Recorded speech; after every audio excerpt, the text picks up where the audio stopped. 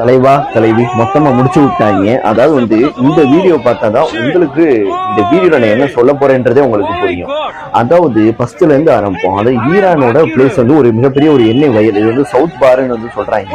இந்த சவுத் பார் பாத்தீங்கன்னா இஸ்ரேல் பாத்தீங்கன்னா நைட்டோட நைட்டை அட்டாக் பண்ணிருக்காங்க. படும் பயங்கரமா பாத்தீங்கன்னா அட்டாக்ன்றது பண்ணிருக்காங்க. இந்த சவுத் பார் அட்டாக் பண்ணோடனே பாத்தீங்கன்னா உலக நாடுகள் எல்லாருமே இஸ்ரேலே திட்ட ஆரம்பிச்சாங்க. இது அட்டாக் பண்ணனா கச்சாங்க ரேட்ல இருந்து எல்லாமே ஏறுண்டா அப்படின்னு.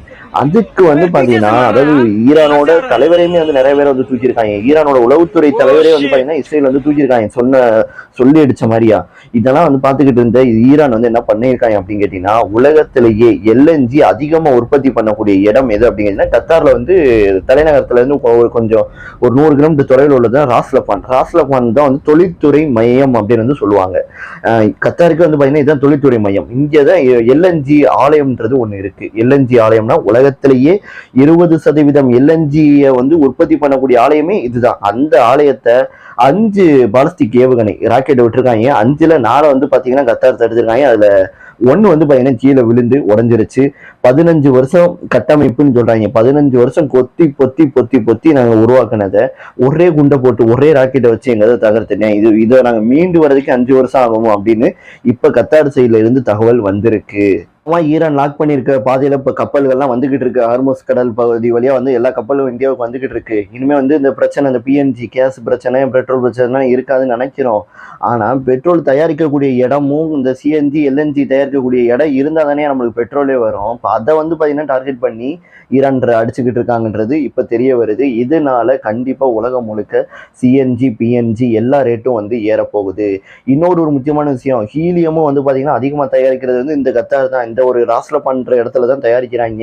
இந்த ஹீலியம் மருத்துவத்துறையில ரொம்ப முக்கியமானதுங்க. இந்த எம்ஆர்ஐ ஸ்கேன் இதெல்லாம் நம்ம எடுப்போம் பார்த்தீங்கன்னா, அதெல்லாம் இந்த ஹீலியம்ன்ற பொருள் இல்லைன்னா அவ்வளவுதான் முடிஞ்சு. இந்த உலகத்திலே 2வது இடத்துல இருக்கிற நாடு கத்தார் தான் ஹீலியம் அதிகமா தயாரிக்கிறது. அப்ப பாத்துக்கோங்க என்னன்றது.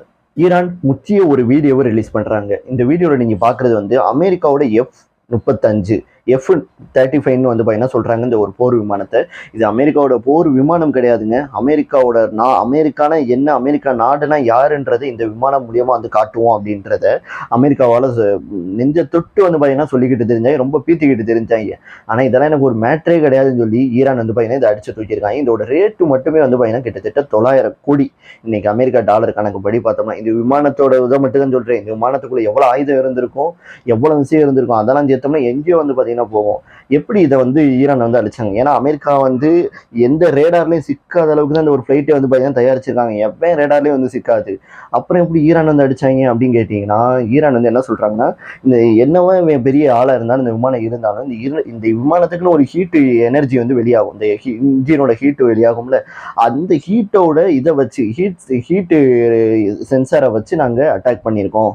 ஹீட்டை கண்டுபிடிக்கிற சென்சார் எங்கிட்ட இருக்கு. அதை வச்சு இந்த விமானத்தை நாங்க போட்டு தள்ளியிருக்கோம் அப்படின்ற மாதிரியே ஈரான் இப்போ பாத்தீங்கன்னா சொல்லியிருக்காங்க. அமெரிக்காவோட பவர் நான் ஆல்ரெடி சொன்ன மாதிரியே கொஞ்சம் கொஞ்சமா கம்மியாகிட்டே வந்துகிட்டு இருக்கு.